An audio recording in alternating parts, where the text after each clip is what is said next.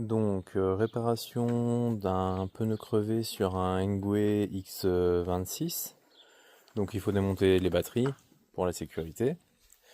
Il va falloir venir couper les petits colliers qui sont là et là pour pouvoir déconnecter le moteur.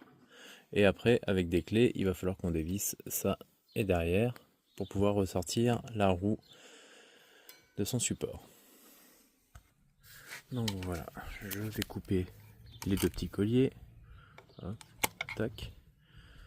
Et tac. Donc, il faudra les remplacer par la suite. Je dévisse le connecteur. Hop. Donc à l'intérieur il y a une petite grosseur ici, donc on peut pas se tromper en le remettant. On est obligé de le remettre exactement comme il faut. Donc voilà, déjà l'électronique est décablée. Donc le boulon à défaire c'est du 18. Hop.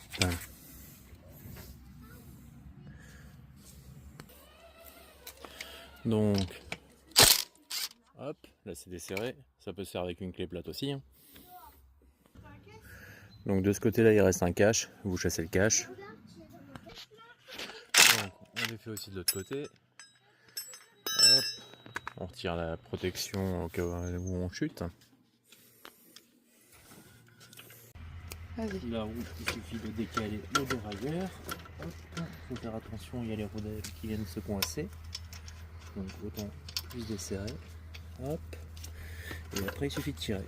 Donc comme tout est débranché, on peut retirer la roue sans difficulté. Donc maintenant le but c'est de retirer, de remettre la chambre à air intérieure et retirer le pneu. Ça se retire très bien. Il n'y a aucune difficulté. Hop. Voilà. Hop. Comme ça. Et là pour trouver une fuite, là c'est pas très compliqué. Il suffit de mettre la chambre à air dans de l'eau et de gonfler et ça va faire fuir à un endroit. Après on entoure et on va pouvoir réparer. Pour trouver la fuite, il faut mettre dans l'eau.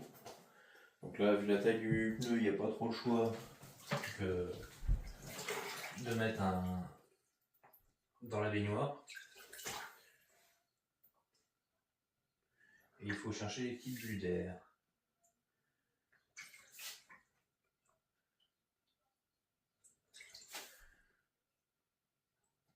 Donc là, j'ai pas le choix, il faut que je mette plus d'eau.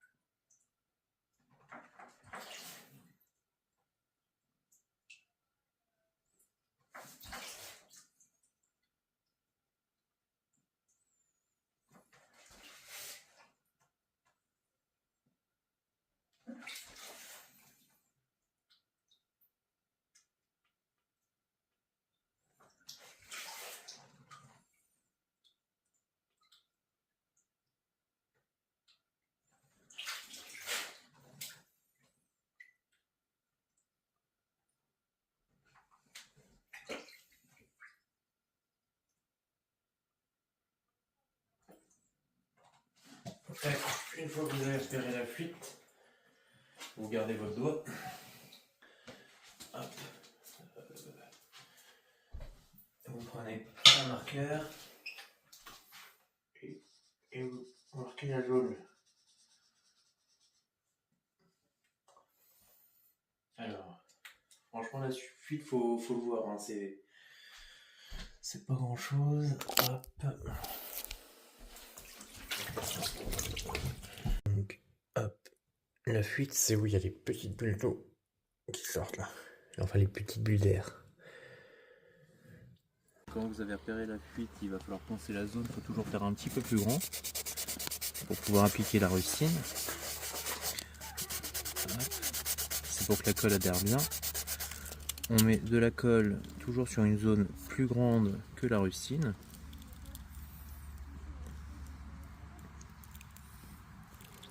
Hop.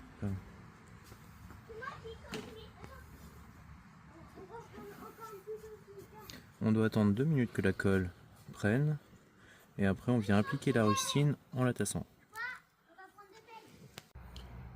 Alors là, il faut décoller la partie aluminium.